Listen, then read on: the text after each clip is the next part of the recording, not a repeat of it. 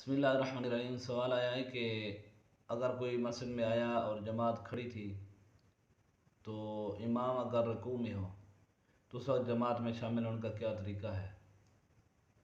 تو دیکھیں کہ اگر کوئی مسجد میں اس وقت آیا کہ جماعت کھڑی تھی اور امام رکوع کے اندر تھا تو پھر اس کو مختصر سے نیت کرنی ہے، ایک رکعت کا نام لینا ہے، اس نے 2 پڑھنی ہے 4 پڑھنی ہے، اور ایک نماز کا وقت۔ باقی جو ہے نا لمبی چوڑی نیت کی ضرورت نہیں ہے۔ مثال کے طور پر اگر ظہر کی نماز ہے تو اس طرح کرے گا کہ 4 رکعت ما ظہر، 4 کلمہ فد وقت ما ظہر، اللہ اکبر کہہ کر پھر ہاتھ باندھ کے فوراً رکوع میں چلا جائے۔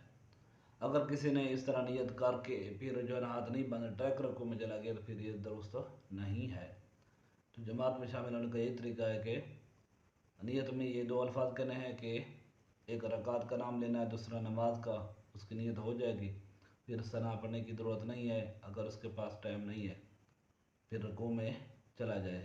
یہ شرط ہے کہ جب تکبیر تحریمہ کہے گا تو پھر ہاتھ باندھیں تاکہ اس کا قیام تصور کیا جائے، پھر فوراً جو ہے وہ رکوع میں چلا جائے تو اس نے رکعات کو پا لیا۔